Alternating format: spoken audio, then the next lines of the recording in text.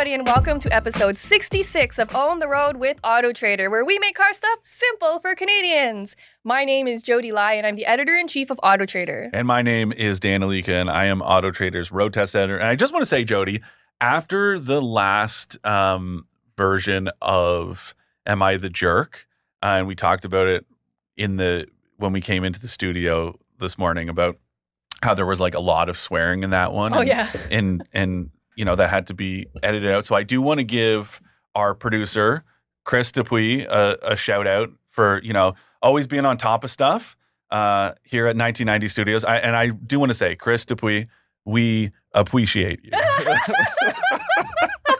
He's rolling his eyes right now. You can't see it. He's like blushing, but also rolling his eyes. Wow.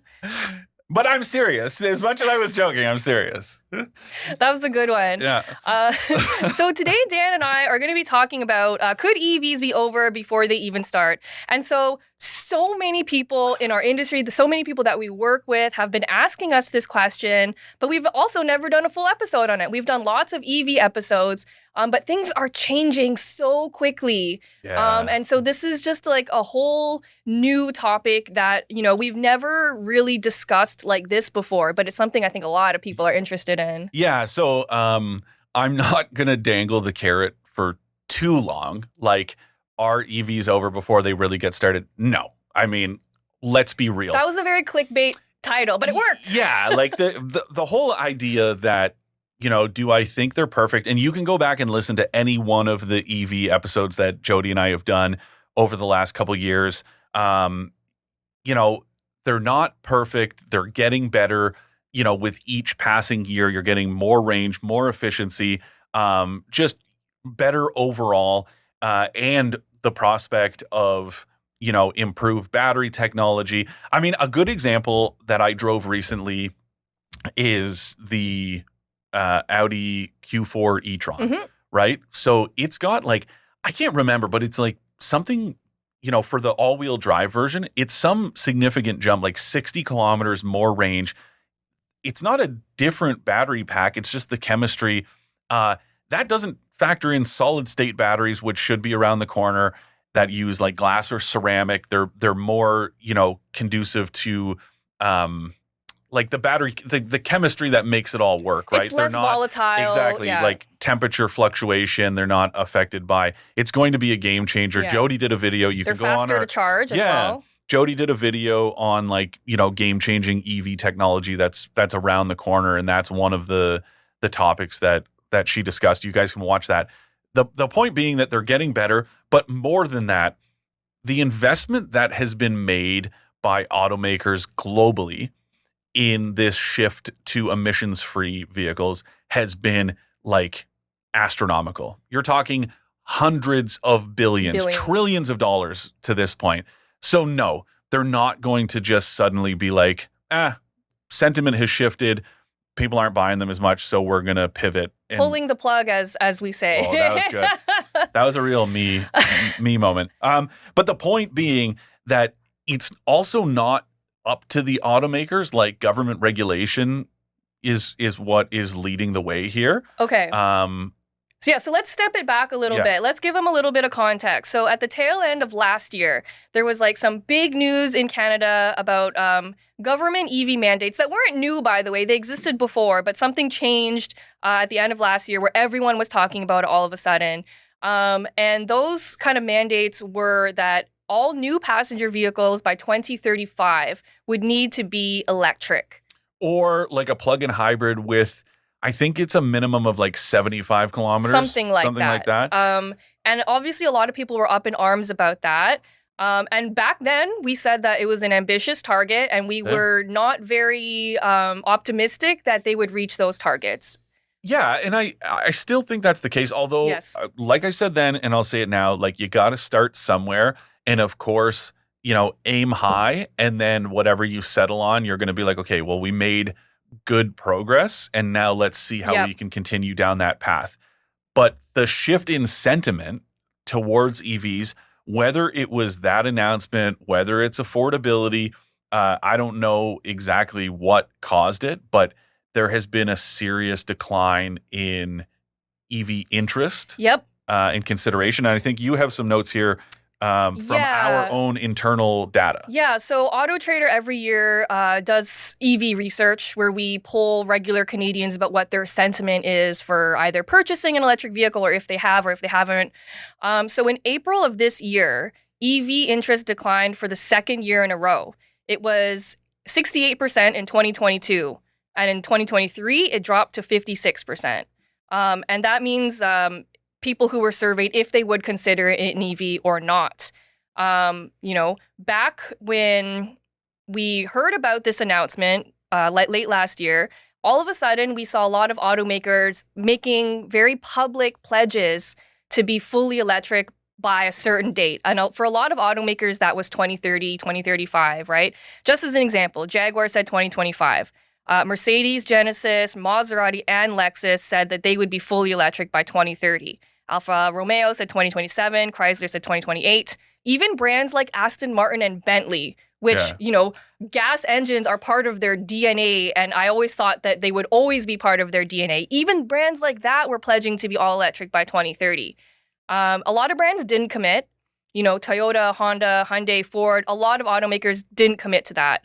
And back then, Toyota was getting a lot of heat for being so slow to bring electric vehicles to their lineup. And they focused very heavily on traditional hybrids, which they were obviously a pioneer in, and they do very well. And right now, that kind of seems like the right strategy. Sure, but I mean, here's my, my outlook on that is like, just because Toyota has prioritized hybrid doesn't mean just about every government in the world has some version of this like ZEV mandate, right?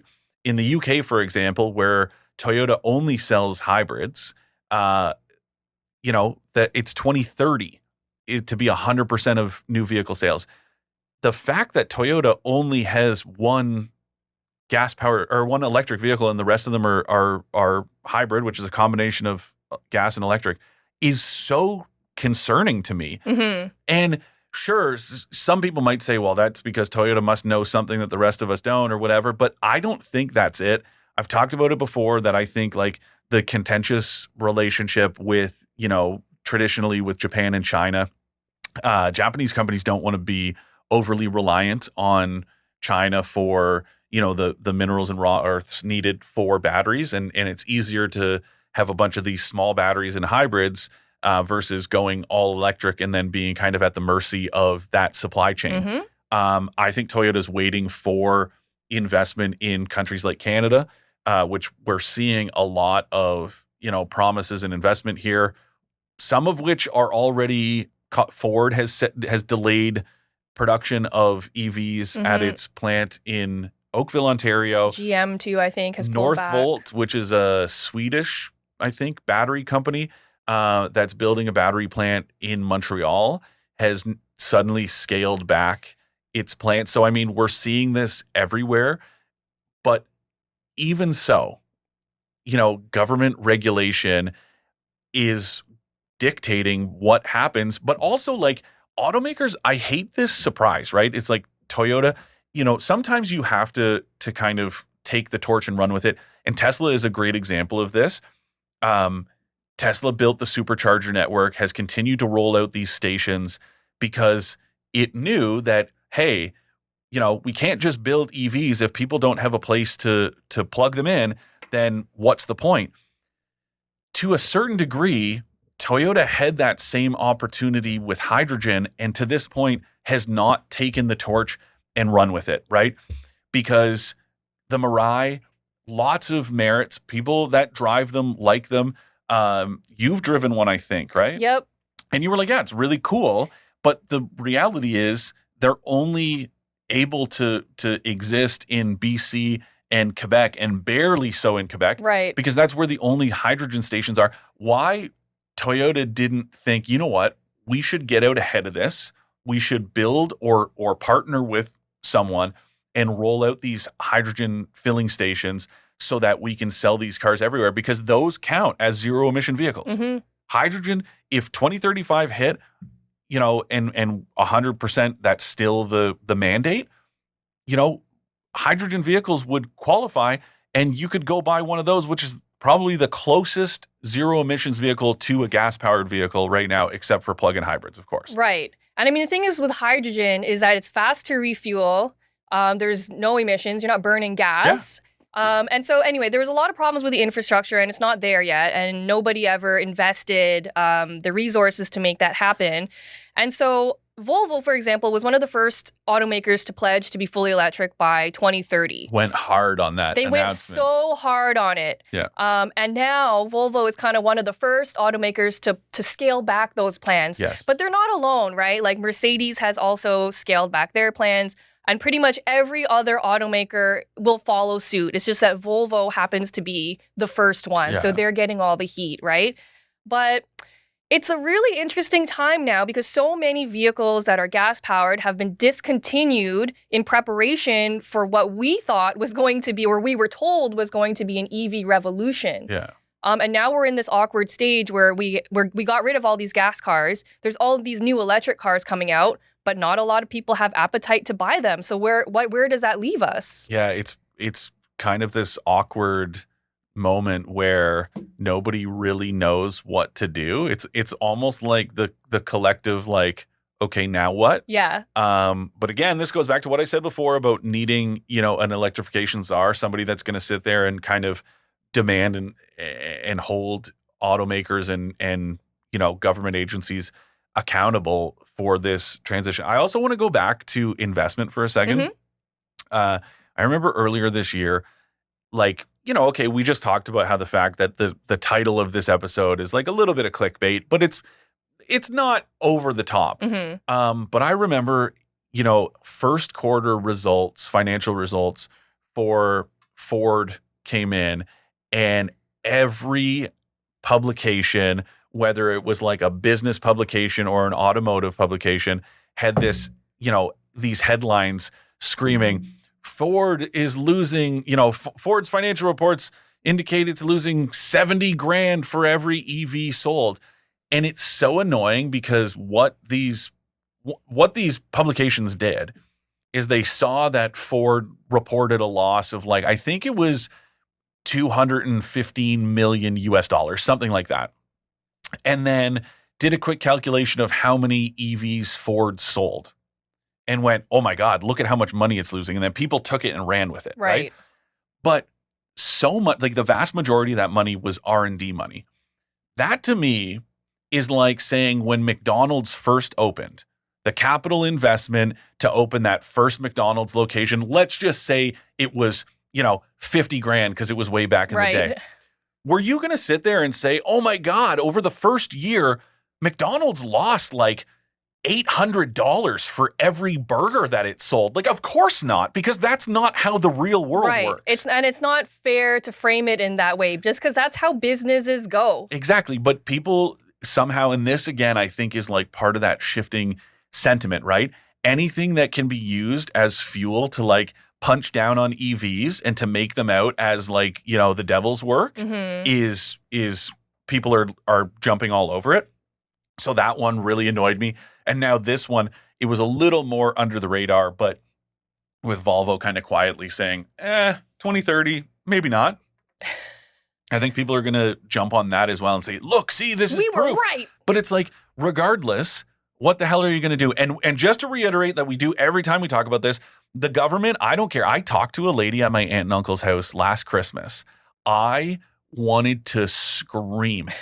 We're sitting there talking, and I think my aunt had said something about what I do for work. And this lady who was a kind of high-level bureaucrat in a municipal government, fairly large municipality, she started talking about how, I'm buying a car this coming year and I'm going to hold on to it. But the government's going to 2035, they're going to take that from me. And I was like, that's not how this works. So just so you guys, and I know a lot of you are smart enough to know better because you already listen to this show, and that is proof positive. But the government, 2035, it's not like you're going to have your car, repossessed. Nobody's taking it away. Gas stations aren't going to shut down on January 1st, 2035. It just means new vehicles And keep in mind, plug-in hybrids with 75 kilometers of range, with right now, very few can hit, but 11 years from now, many are going to be able to not just hit, but surpass that range number. But regardless, restricting the sale of new vehicles to zero emissions has nothing to do with your gas-burning vehicle that you bought this year or in 2034. It doesn't matter. It's not being taken away. It just means you can't buy another one that's brand new, but you can continue to buy used ones. AutoTrader is going to be littered with listings of these vehicles because more people are going to be getting rid of them to get into zero emission vehicles. But regardless, we just want to make sure that we remind you guys that there's no Grim Reaper coming around taking your gas-powered vehicle. So good point. And we always bring that up because, people are blaming the government for this. Really, the government. They're not here to steal your cars away. No. And so, but where does this leave the automotive industry, right? So we know that EV interest has gone down.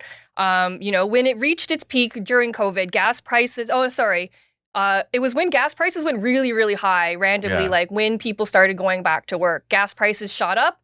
EV interest also in tandem shot up. These days, gas prices have normalized. Therefore, interest in EVs has gone down because it's cheaper to buy gas.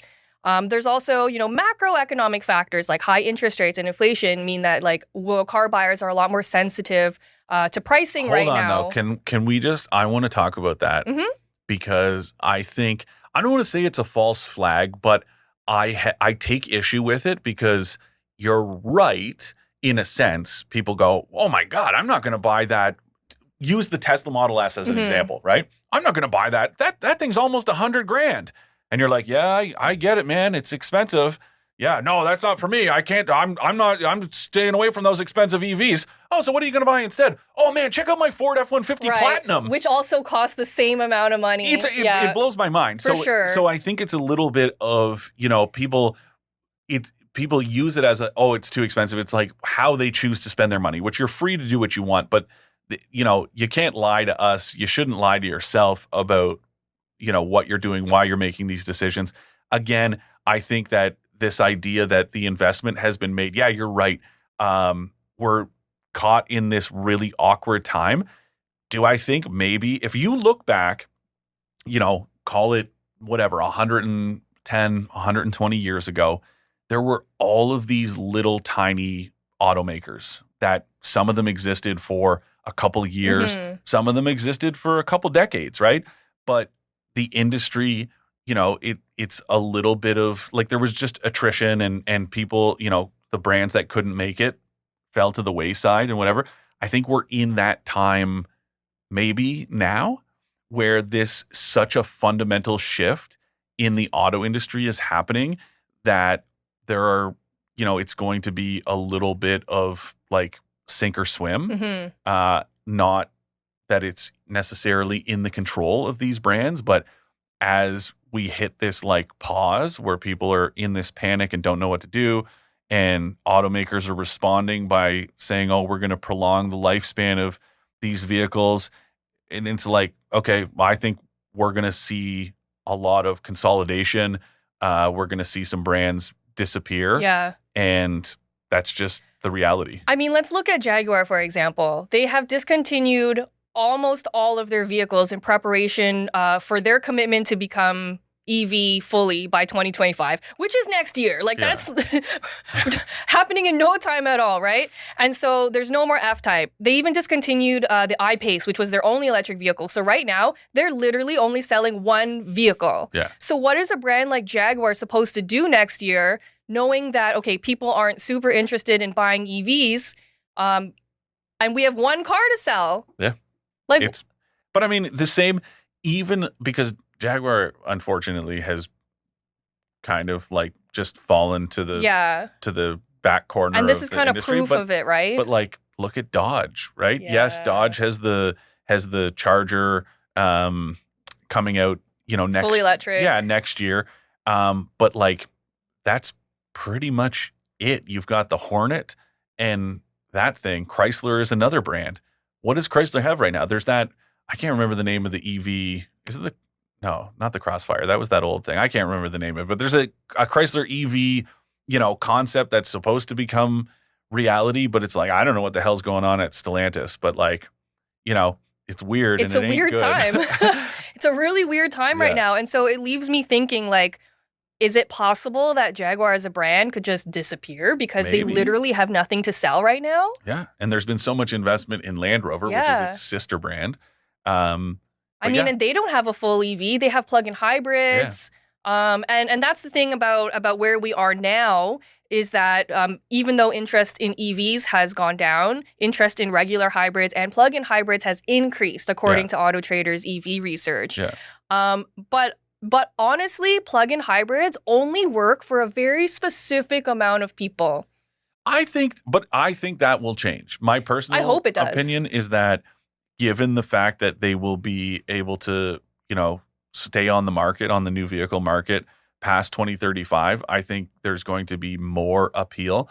The frustration that I have is that people will not drive them the way they're supposed to be driven. I think it's a loophole. Plug-in hybrids for me is a bit of a loophole, right? And I've said before, I think they should be scrapped. Well, I mean, because in theory they make a lot of sense, but humans do things not necessarily for the most logical reasons sometimes. So a lot of people will just buy a PHEV, or a PHEV, never charge it. But they only wanted it so they could use the HOV lane. Yeah. And just as an example, like I was driving a Mercedes-AMG S63 E-Performance a couple weeks ago, which is a plug-in hybrid, but a plug-in hybrid with a twin-turbo V8. Yeah. So if you can't charge, and it had a green plate on it, and it had something like 26 kilometers of EV range. It was terrible. And so technically, I could drive in the HOV lane, burning 15 liters per 100 kilometers without the thing charged up. But a regular Prius wouldn't be able to drive in the HOV lane, even though it's consuming a fraction of the gas that it is. Can I ask you something? Yes. Did you do it? No, I tried to plug it in as much as I could. No, did you drive in the HOV lane? Oh, of course I did. Of course I did. Okay. I'm one of those people. But I don't know. It's like kind of a loophole for me. It feels like cheating. Yeah, it is, right? It's like I felt that way driving the new Panamera Turbo SE hybrid. Yeah. There's no more Panamera Turbo gas only. The range topper for the Panamera lineup is now a plug-in hybrid. And how much range does it have? Oh man, there were no official numbers for, but it's got a bigger battery than before. I think it's like a 25 kilowatt hour battery now, so it's actually quite substantial. Okay, so the one I drove a while ago, I think it had something like 60 or something kilometers. Yeah, it'll be. I know on the Euro cycle, which is like always super generous. The peak was 88 kilometers of range, it's not going to be that high. Right. But the point is, regardless, yes, you will be able to do some emissions-free driving, but that is a Panamera Turbo that just so happens to be a plug-in hybrid, not a plug-in hybrid that just so happens to be a hell of a performer. Exactly. And that's the difference, right? And I think I don't really like where that's going, although there are no true luxury automakers who can do regular hybrids, because regular hybrids are not meant for performance. And I think that's what they're focusing on. Instead of being more efficient, they're focusing on plug-in hybrid powertrains to augment performance and not really fuel efficiency. I mean, you have Lexus, which, whatever, say what you will. I mean, I've always said, like, if you get into a Lexus RX, I like it. Obviously, it's the best seller in that segment, but it doesn't feel quite as luxurious as like a Mercedes GLE class or a BMW X5. But, aside from Lexus, like I said that at the time I reviewed the Lexus RX 4, not the plug-in hybrid. It was like the 450, not the H plus version. Just the regular hybrid. And I was like, it's weird to me to see a brand do it really well, and not have any competition. Like BMW, no hybrid. Yeah. Mercedes, no hybrid. Jaguar, like go down the list. No brand competing with Lexus in that space offers a conventional hybrid. Mm-hmm. Lexus not only is the segment leader by like a good margin, but over half the RX sales are hybrid. What the hell why is nobody like, oh, we should do the same? I had that exact same question, but I think a lot of the like a lot of the Mercedes and the Audis and stuff are now doing mild hybrid technology, which is so confusing to a lot of people. Yeah. And again, more focused on performance than fuel efficiency. Or just smoothness, which that's the problem, right? When you drive like the RX 350h, so the higher, maybe it's the 400. Anyways, the one that's kind of like the performance, the 500h, that's what it is smoother overall. When you get into the 350h, which is like a it's basically the same powertrain that you would get in a RAV4 hybrid or a Camry hybrid. You can tell it uses a CVT. It sounds a little unrefined. It's not quite as luxurious. And when you get into a straight 6 powered Mercedes GLE class, you're like, oh yeah, I can tell the difference. Yeah. But my thing is like that incompatibility shouldn't supersede, the environment. It's like I always say when people said, no, now's the time. People are finally getting into hybrids.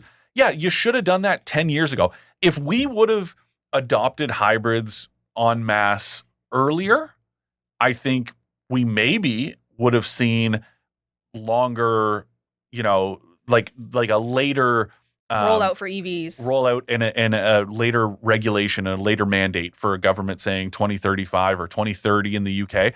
I think if everyone adopted hybrids 15 years ago, 20 years ago, if the government would have said back then, you got to do this, there would have been kicking and screaming, but they would have done it. I mean, I said this when I just reviewed the Chevrolet Equinox, the 2025 Chevrolet Equinox, which there's an EV version, and now there's a new generation of the gas-powered version. Mm-hmm. Where the hell's the hybrid? I know. How are automakers not even bridging this gap of the next 10 years? It seems like a no-brainer to have, especially for a vehicle like that, because it requires no change to your lifestyle, no thinking required, and you get the benefit of better fuel economy. And I know for whatever reason people don't seem to care enough, but I do. We all get the benefit. It's true. When we are not spewing as much into the environment, we all breathe easier. That I'm sorry. I don't care if people want to push back on that. It's just a fact. You can't fight science. You can deny it all you want, but science is real. Mm-hmm. And it's like if we're, driving more efficient vehicles that emit less, the air is cleaner. We saw it happen during the pandemic. That to me is all the proof you need that it works.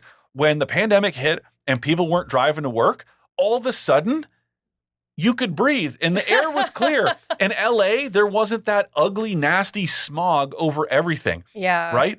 All these cities that have been like disgusting for years, suddenly the air quality was great.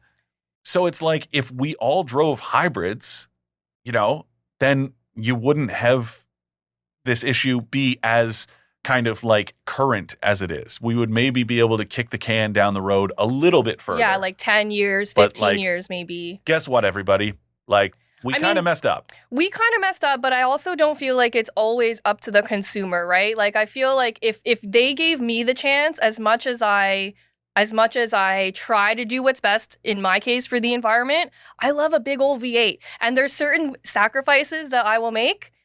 Like, okay, I hate paper straws, but I'll use the plastic straw only if it's the only option available.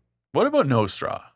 Or no straw, that's fine too. But paper straws do suck. Yeah, they're awful. And forcing people to use them is like not the solution we need for a greater impact. Sure. I mean, yeah, and it's like the reusable bags thing, right? We're seeing this it's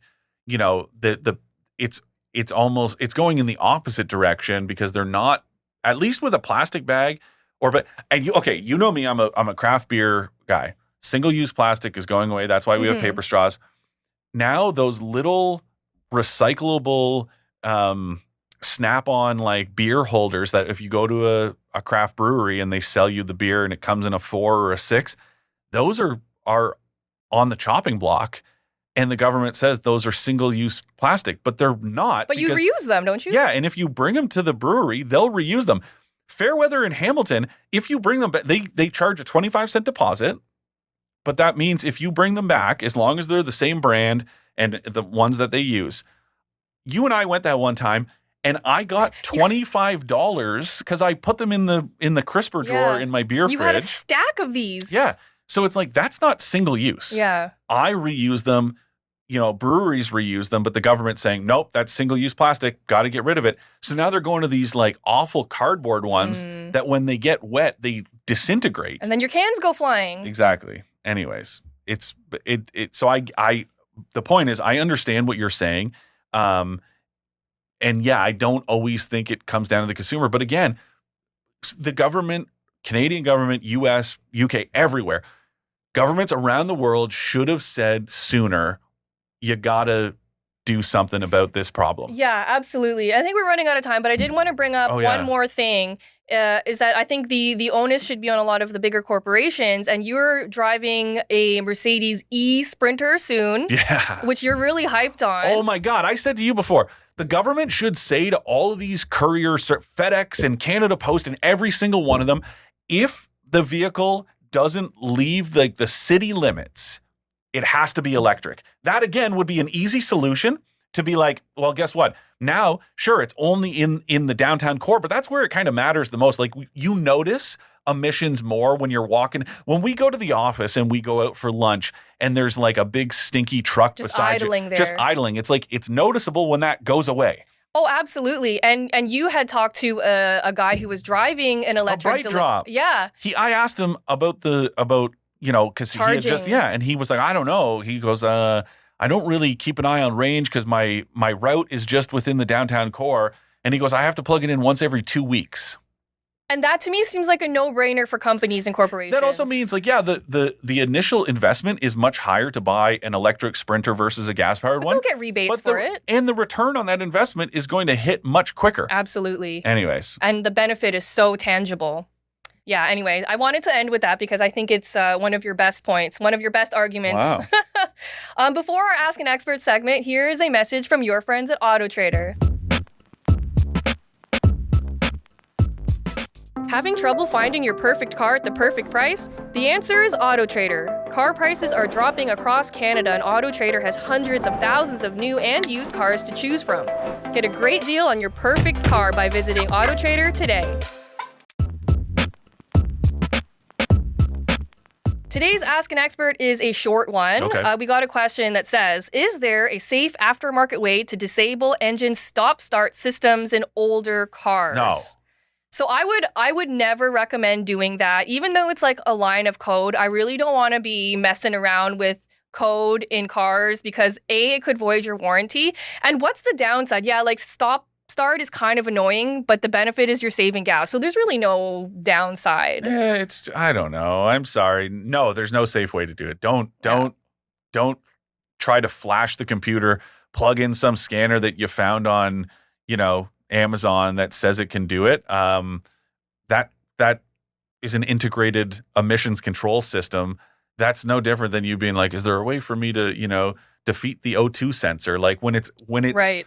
all supposed to work together. Yeah, it might drive you nuts, but it's like making changes to that area. You don't know what the fallout is in other areas. So no, unfortunately, that's the simple answer. No, There's no safe way. Even in new cars, you can turn it off, but it always defaults to being on again. Most of them, yeah. Yeah, so it's like, just deal with it. That was one we talked about that before with the perfect infotainment system, and I couldn't remember the feature that Subaru had taken from a deep menu and put like on the forefront and updated the touchscreen to make it more accessible. It was the ignition stop start. Oh, nice. So many complaints about, I've got to navigate through and it defaults back to on. So Subaru ran an update and it was right there so that you could just tap it the way it should be. Yeah, that's so smart. Yeah. That's so smart. Anyways, full circle. I mean, like I've driven BMWs where you have to go into like 4 different menus to turn it off. So at that point, it just becomes too annoying and I just live with it, All right. Well, on that note. Well, thank you for your question. If any of you would like to ask Dan or I a question, you can email expert@trader.ca and then you can continue your thought. Okay. On behalf of Jodi Lai, editor-in-chief of AutoTrader, myself, and Chris Dupuis, we would please like you to like and subscribe. Thanks, everyone, for tuning in. Drive safe, and we'll see you next time.